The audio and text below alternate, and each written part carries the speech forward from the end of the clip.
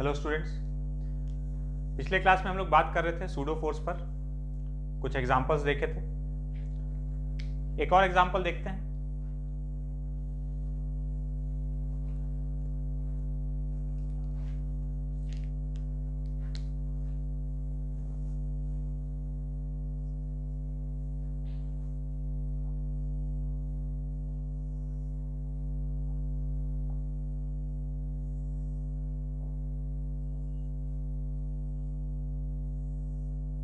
ये कार है, इसमें एक पेंडुलम टंगा हुआ है।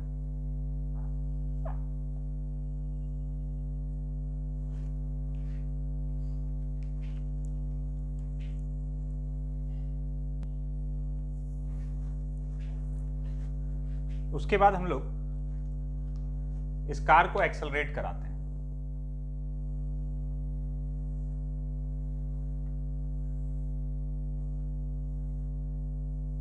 कार को कुछ एक्सेलरेशन ए से आगे चला रहे हैं, तो ये पेंडुलम जो है वो ऐसे इंक्लाइंड हो जाता है कुछ एंगल थीटा पर। तो हम लोग को बताना है find value of theta and tension in the string.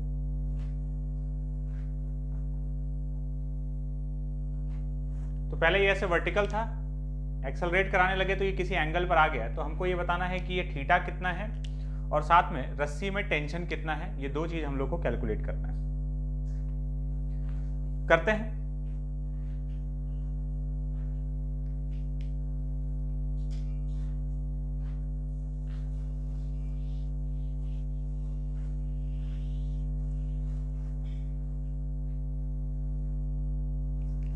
ये रस्सी पीछे गया क्यों, ये समझते हैं। हम इस प्रॉब्लम को कार के फ्रेम में सॉल्व करने वाले हैं। तो कार के फ्रेम में भी दिखेगा कि ये पीछे क्यों गया। पहले ग्राउंड फ्रेम में समझाते हैं कि ये पीछे क्यों गया होगा, ऐसे इंक्लाइंड क्यों हुआ।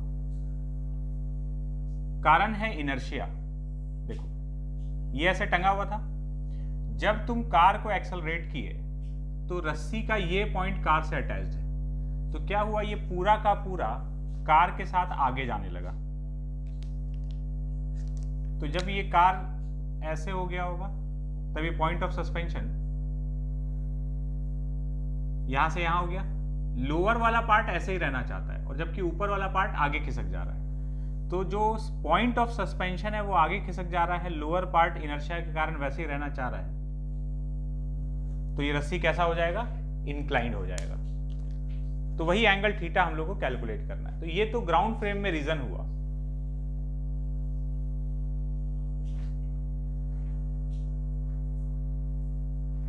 और अब हम इसको देखते हैं कार फ्रेम में। उसी के फ्रेम में हम इसको सॉल्व करने वाले हैं, वैल्यू निकालने वाले हैं। तो कार के फ्रेम में अगर हम इसको देखते हैं, ग्राउंड से देखेंगे तो ये पूरा सिस्टम आगे जा रहा है ए एक्सेलरेशन से। ये कार भी आगे जा रहा है, पेंडुलम का बॉब भी आगे जा रहा है विद एक्सेलरेशन है। कार के अंदर बैठे हुए व्यक्ति को इसका एक्सेलरेशन 0 दिखेगा, ये रेस्ट पे दिखेगा। कार के फ्रेम में गया तो कार रुक गया, तो कार के अंदर का सारा चीज रुक गया। अब इसका अगर एफबीडी बनाया जाए तो यहां पर क्या क्या चीज है, टेंशन टी, नीचे mg। और क्योंकि हम लोग नॉन इनर्शियल फ्रेम में देख रहे हैं तो एक सूडो फोर्स लगाना होगा। जिधर एक्सेलरेशन है फ्रेम का उसके ऑपोजिट डायरेक्शन में, ये ma, ये हो गया pseudo force, mass of the object and acceleration of the frame. तो कार के फ्रेम में बोल सकते हैं कि यही सूडो फोर्स, ये ऐसे वर्टिकल था ना, यही सूडो फोर्स इसको खींच के यहां तक लाया है इस तरफ। तो बस अब अपना काम हो गया। हम लोग को चाहिए टेंशन का वैल्यू और ये एंगल थीटा कैलकुलेट करना है। तो ये T इस तरफ, नीचे mg, इधर ma। और देखो ये थीटा है, ये थीटा है तो ये वाला एंगल भी थीटा।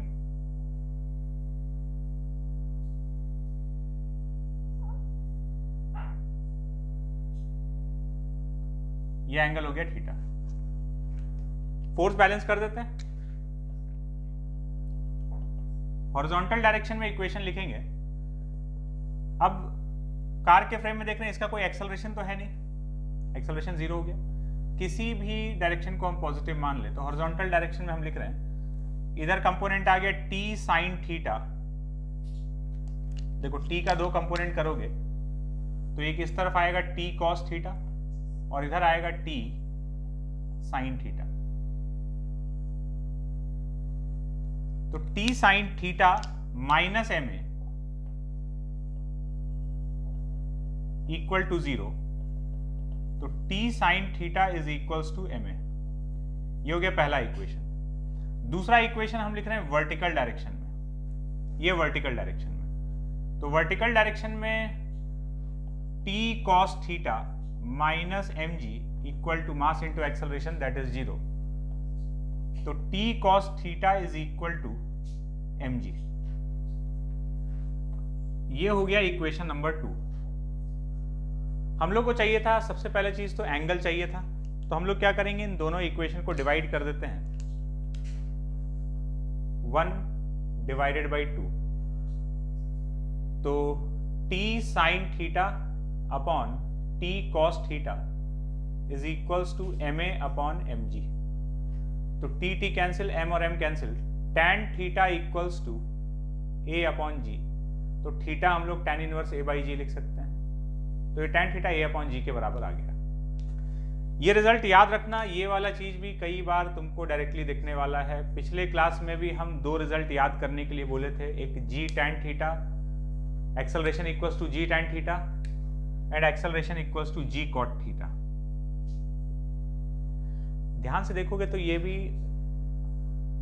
एक्सेलरेशन जो याद करने के लिए बोले थे ना, a equal to g tan theta a by g, ये वैसा ही दिख रहा है, मिलता जुलता है। तो बस इत्तेफाक से मिलता जुलता है। तो जो 2 एक्सेलरेशन याद कराए थे उसका कंडीशन भी देख लेना कि क्या था। एक्सेलरेशन g tan थीटा किस चीज के लिए था और g cot थीटा किस चीज के लिए था। तो यहां पर इसको हम लोग जब एक्सेलरेट करा रहे थे तो ये जितने एंगल पर गया tan theta equals to a upon g, ये बड़ा फेमस एंगल है, ठीक है। tan theta equals to a upon g, ये हम लोग को आगे भी कई चैप्टर्स में कई बार दिखने वाला है, ठीक है। मल्टीपल टाइम्स ये अपीयर होने वाला है हम लोग के सामने। टेंशन निकालना है अब, tan थीटा तो आ गया, एंगल आ गया। टेंशन निकालने के लिए अब किसी भी एक इक्वेशन में, या तो इसमें या इसमें, थीटा का वैल्यू यहां से पुट कर सकते हो, या फिर तुम सीधा ऐसे करो कि 1 स्क्वायर प्लस 2 स्क्वायर, इन दोनों को स्क्वायर करके ऐड कर दो। तो t square sine square theta plus t square cos square theta is equals to m square a square plus g square. t sine square plus t cos square, ये हो गया t square equals to m square a square plus g square. तो t का value m under root a square plus g square, ये हो जाएगा इस string में टेंशन। बात क्लियर है? चलते हैं आगे।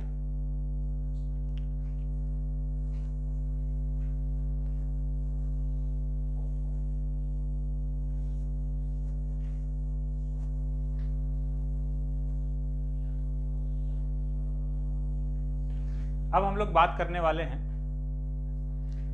नेक्स्ट टाइप के फोर्स पर, और वो फोर्स है स्प्रिंग। शुरुआत में हम बताए थे कि टोटल 5 टाइप का फोर्स हम लोग को मैकेनिक्स में दिखने वाला है।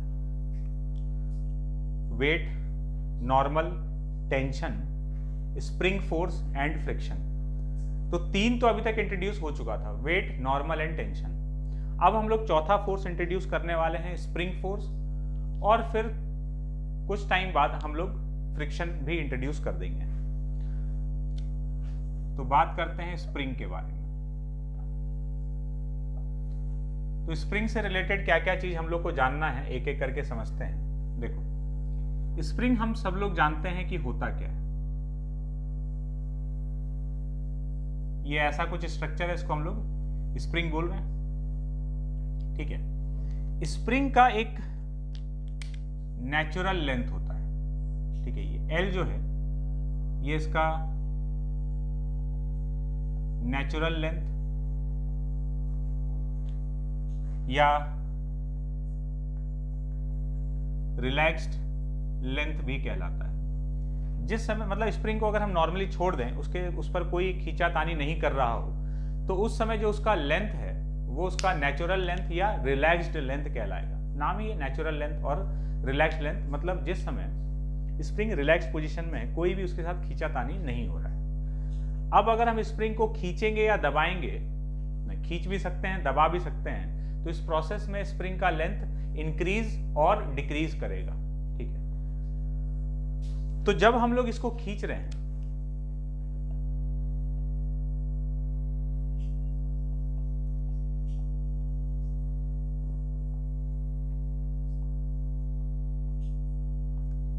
किसी एक्सटर्नल के द्वारा फोर्स लगा के खींचा गया, अब स्प्रिंग का लेंथ हो गया L प्लस एक्स।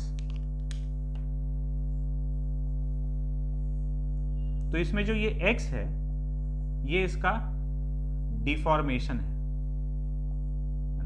ये स्प्रिंग का डिफॉर्मेशन है। डिफॉर्मेशन एक्सटेंशन के फॉर्म में भी हो सकता है और कंप्रेशन के फॉर्म में भी हो सकता है ना। यहां एक्सटेंशन है, अगर यही x इसको दबा देते तो ये कंप्रेशन हो जाता है। चाहे एक्सटेंशन हो चाहे कंप्रेशन हो, उसको हम लोग इन जनरल डिफॉर्मेशन बोलते हैं। तो अगर स्प्रिंग को x खींचा गया है तो देखो इस पॉइंट पर देखना, जैसे ये पॉइंट ले लेते हैं, एक्सटर्नल को इधर खींचना पड़ रहा है, तो at the same time spring जो है इस तरफ फोर्स लगा रहा है Fs। इसको एक्सटर्नल को खींचने के लिए मेहनत करना पड़ रहा होगा, इसको फोर्स लगाना पड़ा होगा, है ना। तो जब ये खींच रहा है तो स्प्रिंग में एक टेंशन डेवलप हो गया या स्प्रिंग में एक फोर्स डेवलप हो गया। तो स्प्रिंग के द्वारा लगने वाला फोर्स Fs, तो जब हम लोग इसको खींचे तो अब ये स्प्रिंग वापस अपने ओरिजिनल पोजीशन में आना चाहता है, या दबाओगे तब भी वापस ओरिजिनल पोजीशन में आना चाहेगा। तो अगर खींचोगे तो ओरिजिनल पोजीशन में आने के लिए फोर्स लगा रहा है, या दबाओगे स्प्रिंग को तो वो धकेलेगा।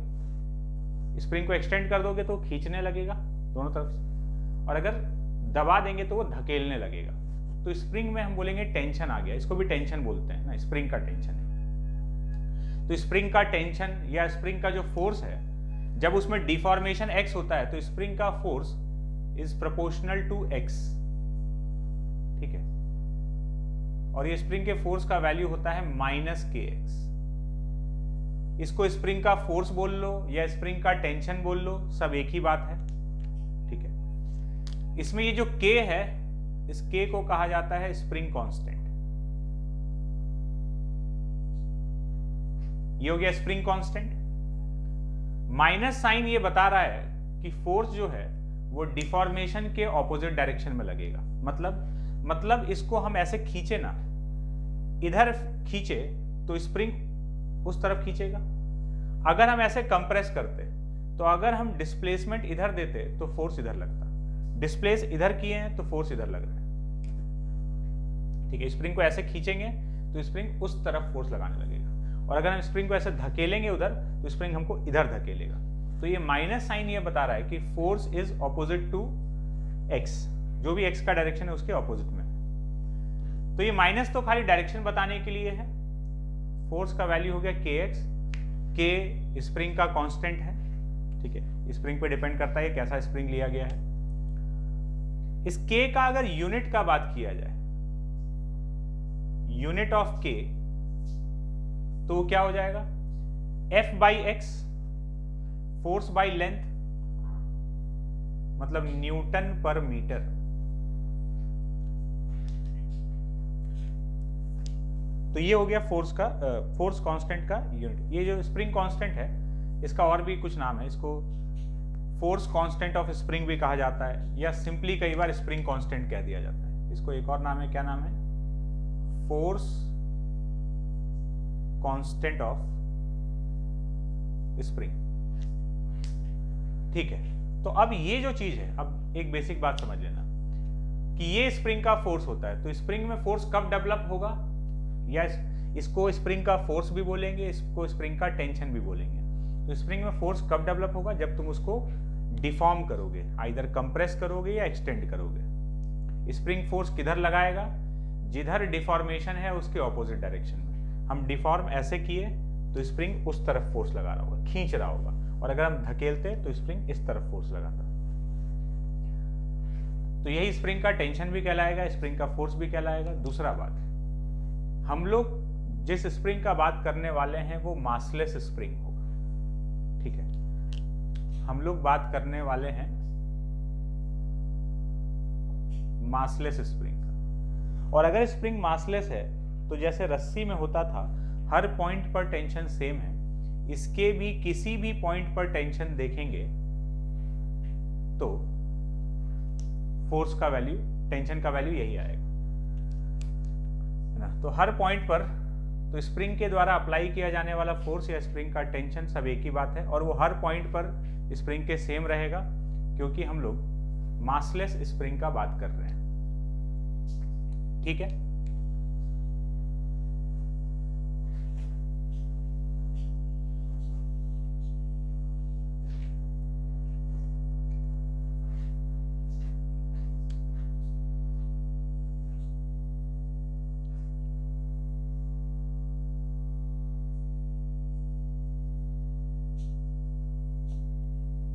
ये स्प्रिंग से एक ब्लॉक सस्पेंडेड है, स्प्रिंग का स्प्रिंग कांस्टेंट K है।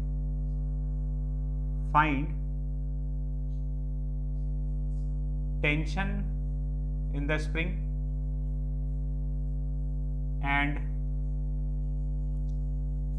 Deformation in the spring. Tension in the spring and deformation in the spring. देखना, अब एक चीज ध्यान रखना, फोर्स का वैल्यू जो -kx है वो माइनस सिर्फ डायरेक्शन समझने के लिए। क्वेश्चन में जब भी हम लोग लिख रहे होंगे तो खाली उसका मैग्नीट्यूड लिख रहे होंगे, डायरेक्शन खुद ही देख लेंगे। तो जैसे हम इसका एफबीडी बनाते हैं तो इस पर क्या क्या फोर्सेस लग रहा होगा। एक तो नीचे की तरफ हो गया इसका वेट mg के बराबर, और ये स्प्रिंग, जब ये वेट लटका हुआ है तो स्प्रिंग खिंचा हुआ होगा, स्प्रिंग में टेंशन है, स्प्रिंग इस पर ऊपर की तरफ फोर्स लगा रहा है, हम इसको T लिख देते हैं, स्प्रिंग का टेंशन। तो ये तो इक्विलिब्रियम में है, रेस्ट पर है, T minus mg equals to 0। तो टेंशन तो डायरेक्टली भी कोई बोल सकता था कि इसके वेट को कौन बैलेंस कर रहा है। पहले रस्सी बंधा होता था तो रस्सी बैलेंस करता, अभी स्प्रिंग बंधा हुआ है तो स्प्रिंग बैलेंस कर रहा है। कितना? तो mg, टेंशन का वैल्यू mg हो गया। अब कितना इसमें एक्सटेंशन है, तो इसी टेंशन को, रस्सी स्प्रिंग के टेंशन को हम kx लिख सकते हैं मैग्नीट्यूड में। तो kx जो है वो किसके बराबर हो गया, mg के बराबर। तो स्प्रिंग का डिफॉर्मेशन mg बाई k, और ये डिफॉर्मेशन यहाँ किस फॉर्म में है, एक्सटेंशन के फॉर्म में है, ठीक है। यहाँ पर स्प्रिंग में एक्सटेंशन है, कितने का है, mg अपॉन k। स्प्रिंग के लिए एक कंसेप्ट होता है और उस कंसेप्ट पर हम लोग से सवाल पूछ सकता है। कंसेप्ट क्या है देखते हैं। ये तो बेसिक बात हो गया स्प्रिंग के लिए।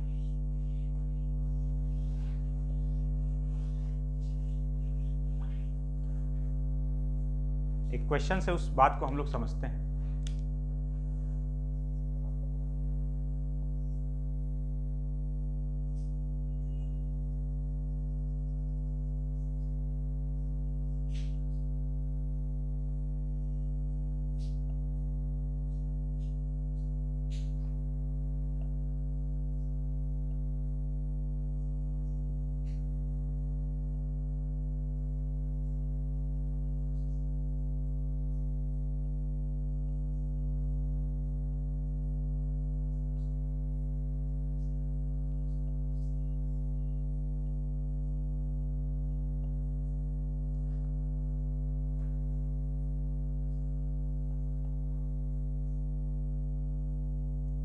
System is in equilibrium.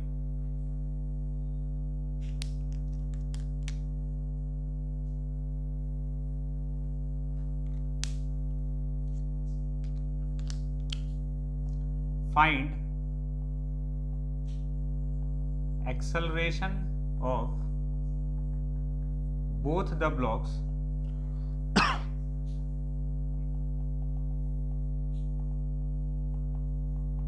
just after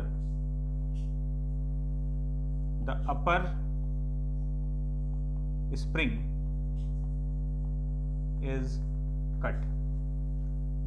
ये ऊपर वाले स्प्रिंग को काटने के जस्ट बाद हम लोग को ये बताना है कि दोनों ब्लॉक्स का एक्सेलरेशन क्या होगा। इसके लिए कंसेप्ट समझते हैं क्या है। जब भी एक सिस्टम में बहुत सारा स्प्रिंग और रस्सी कनेक्टेड है, ठीक है, और उसमें कुछ काट दिया गया, ठीक है, जैसे यहां इस स्प्रिंग को काटा जाने वाला है, तो जो चीज कट गया वो तो सिस्टम से हट गया, उसका टेंशन 0, ठीक है। जिसको भी काटा गया वो तो रिमूव हो जाएगा, जो कट गया वो हट गया और उसका टेंशन क्या हो गया, 0। इसका टेंशन 0। अब सिस्टम में जितना भी बचा हुआ स्प्रिंग है, ठीक है, जैसे इसके कटने के बाद ये बचा हुआ है, तो जितना बचा हुआ स्प्रिंग है, स्प्रिंग का टेंशन सडनली चेंज नहीं होगा। कंसेप्ट ये है, स्प्रिंग में टेंशन सडनली चेंज नहीं हो सकता है। सवाल है क्यों? इसलिए सडनली चेंज नहीं हो सकता है क्योंकि स्प्रिंग में जो टेंशन आता है, स्प्रिंग का टेंशन उसके एक्सटेंशन की वजह से आता है। एक्सटेंशन या कंप्रेशन मतलब डिफॉर्मेशन की वजह से, ठीक है। तो स्प्रिंग को थोड़ा खींचना या कंप्रेस करना पड़ता है, तब जाकर स्प्रिंग में टेंशन आता है। तो स्प्रिंग में डिफॉर्मेशन की वजह से टेंशन है, तो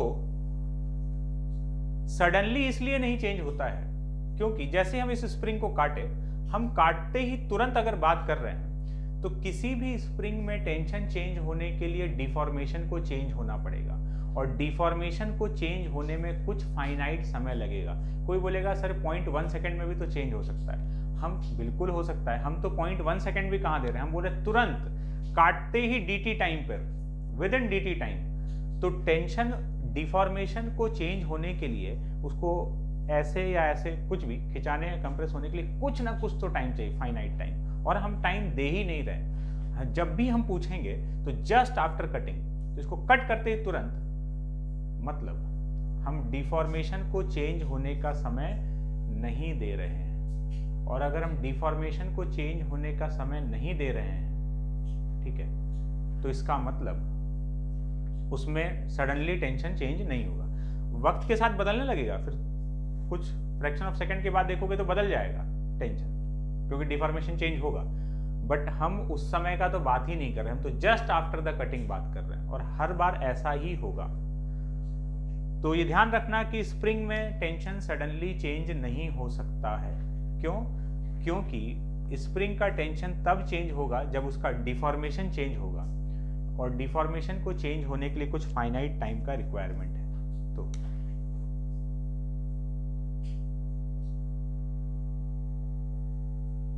tension in a spring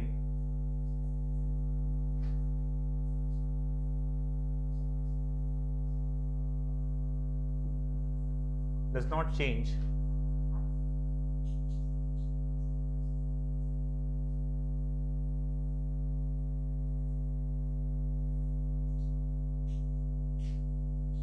suddenly,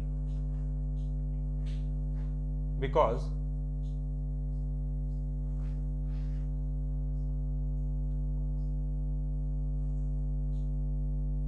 to change the tension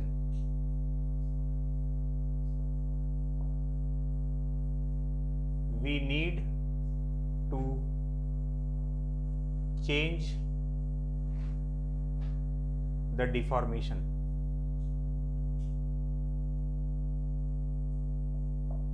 and it needs finite time to change the deformation।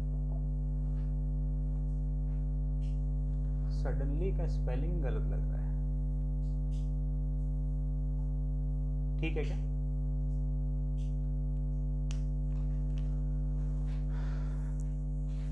Check कर लेते हैं एक बार, एकदम ठीक है।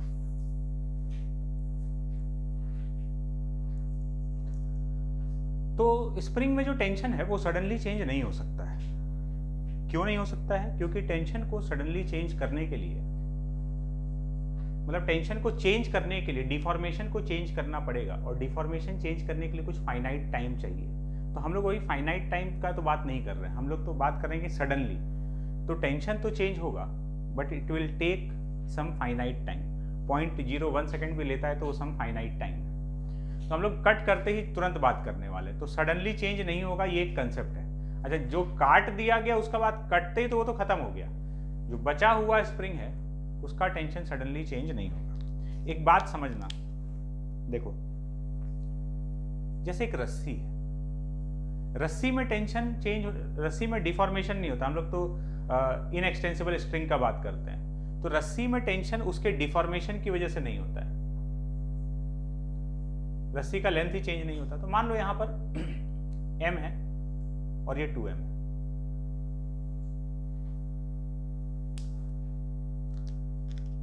तो ये पूरा 3m मास हो गया, तो यहां रस्सी में टेंशन कितना होगा? 3mg। तुम अगर इसको काट दो, एकदम से इसको काट दिया, तो कट करते ही अभी कितने मास को बैलेंस कर रहा है? mg। तो कट करते ही यहां का टेंशन सडनली कितना हो जाएगा? mg। अगर कट कर देंगे तो कट करते ही यहां का टेंशन सडनली mg हो जाएगा। रस्सी है, इसमें कोई भी डिफॉर्मेशन चेंज करना ही नहीं है। लेकिन अगर यही स्प्रिंग होता, ये स्प्रिंग है m और फिर यहां 2m, तो अभी ये स्प्रिंग भी कितना वेट बैलेंस कर रहा है? 3m को बैलेंस कर रहा है। तो अभी स्प्रिंग में टेंशन कितना? 3mg। तुम अगर इसको काट दोगे ना, कटते ये तो हट गया, ये तो रिमूव हो गया। अब टेंशन इसका 3mg, अब इसका टेंशन mg नहीं हुआ, अभी भी 3mg ही रहा। क्योंकि जैसे ही हम काटे, स्प्रिंग में जो टेंशन था वो उसके एक्सटेंशन की वजह से था, तो एक्सटेंशन तो अभी भी उतना ही है ना जितना पहले था। अब चेंज होगा तुम्हारे काटने के बाद, अब चेंज होना स्टार्ट होगा। तो आफ्टर फ्रैक्शन ऑफ सेकेंड्स ये थोड़ा सा ऊपर जाएगा। ये जब ऊपर जाएगा तो स्प्रिंग में टेंशन, स्प्रिंग का जो डिफॉर्मेशन है वो कम होगा और तब स्प्रिंग का टेंशन चेंज होगा। इसमें इसको कोई ऊपर वगैरह नहीं जाना है, ये तो वहीं का वहीं रहने वाला है। तो ये ऊपर जाएगा, इसका डिफॉर्मेशन कब होगा? कम होगा, तब जाकर टेंशन चेंज होगा। ठीक है, तो जैसे ही हम इसको काटे उस मोमेंट पर तो इसका डिफॉर्मेशन उतना ही है जितना पहले था, तो इसका टेंशन चेंज नहीं हो रहा है। तो यही कंसेप्ट है। अब इसको हम लोग अप्लाई करके देखते हैं।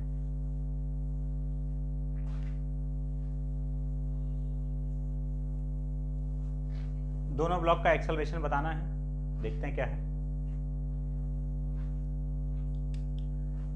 इसका टेंशन पहले कितना था? 3mg। कट करने के पहले का बात कर रहे हैं। ये पूरा 3m को बैलेंस कर रहा था। इसका टेंशन कितना था? ये 2m को बैलेंस कर रहा है, तो 2mg टेंशन है। इसको कट कर दिए तो ये तो हट गया। अब एक एक करके देखते हैं दोनों ब्लॉक्स को। सबसे पहले ये 2m को देखा जाए। 2m का नीचे की तरफ वेट हो गया 2mg, और इस स्प्रिंग में टेंशन कितना था? 2mg। तो वो तो चेंज होगा नहीं, कट करते ही सडनली चेंज नहीं होगा। ये वाला स्प्रिंग कैसा है? खिंचा हुआ है कि कंप्रेस्ड है? तो डेफिनेटली ये स्प्रिंग खिंचा हुआ होगा। अगर ये स्प्रिंग खिंचा हुआ है तो इस पर ऊपर फोर्स लगा रहा है, इस पे नीचे, इसको ऊपर खींच रहा होगा, इसको नीचे। तो स्प्रिंग में टेंशन 2mg, तो ये इस पर ऊपर की तरफ 2mg दे रहा है। तो just after the cutting block 2 का एक्सेलरेशन तो क्या हो जाएगा? 0। ब्लॉक 1 को देखते हैं। इसका एक्सेलरेशन, इस पर क्या क्या लग रहा था?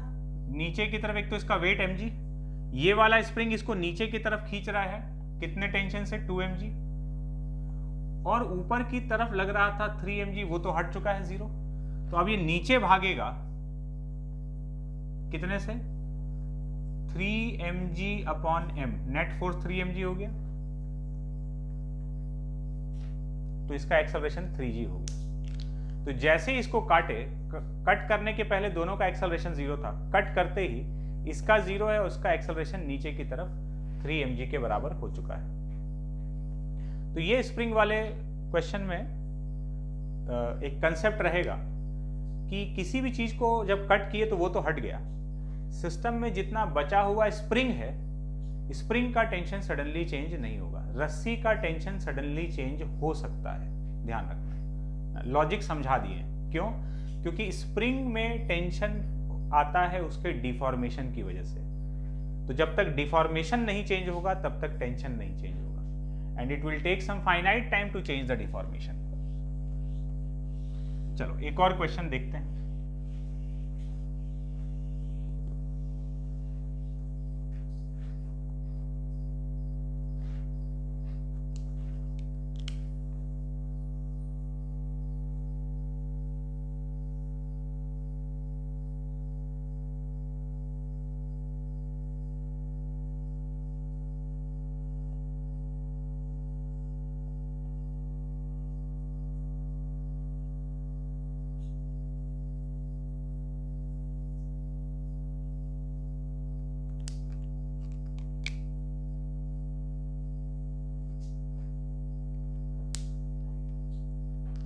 ये अभी पूरा सिस्टम इक्विलिब्रियम में है।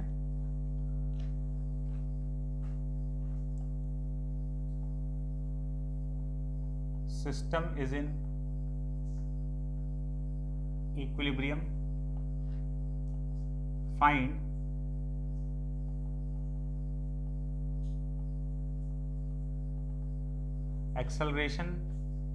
accelerations of the blocks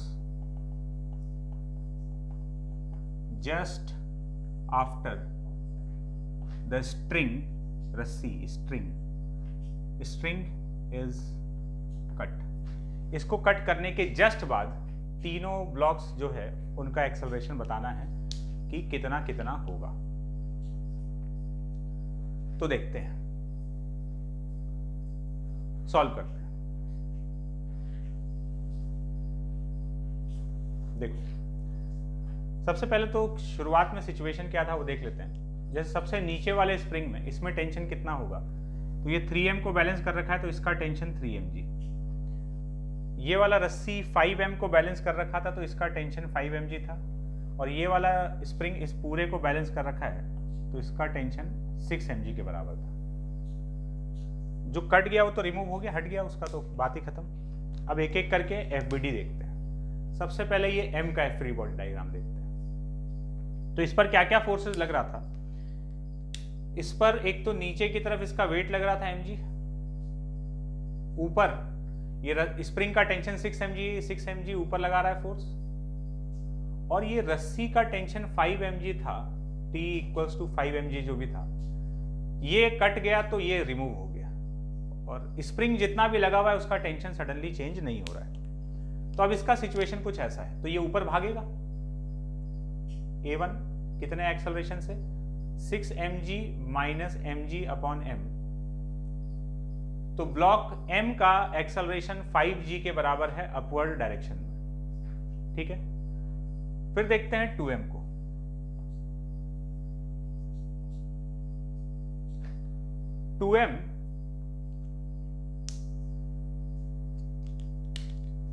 का FBD अगर बनाया जाए, एक तो नीचे वेट लग रहा है 2mg, इस वाले रस्सी में या ये वाले स्प्रिंग में टेंशन 3mg के बराबर है तो ये 3mg नीचे लगा रहा है, और ये वाले रस्सी को तो काट चुके हैं तो उसका टेंशन 0, तो ये नीचे भागेगा with acceleration A2। Total force हो गया 5mg, 2mg + 3mg divided by mass 2m, 5g/2। फिर ये वाले ब्लॉक को देखते हैं।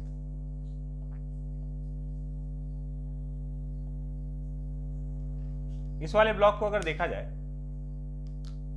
एक चीज समझना, इसके FBD में चेंज आया क्योंकि ये वाला फोर्स हट गया, इसके FBD में भी चेंज आया क्योंकि ये वाला फोर्स हट गया, लेकिन इसके FBD में देखा जाए तो कोई चेंज नहीं आया। यहाँ जो स्प्रिंग फोर्स लगा रहा था वो लग ही रहा है, वेट इसका लग ही रहा है, तो इसका एक्सेलरेशन अगर पहले 0 था तो अभी भी 0 ही होगा, क्योंकि इसके फ्री बॉडी डायग्राम में इसके कटने से कोई फर्क नहीं पड़ा है, खाली इन दोनों को फर्क पड़ा। बनाकर देख लेते हैं। इसका वेट नीचे की तरफ 3mg,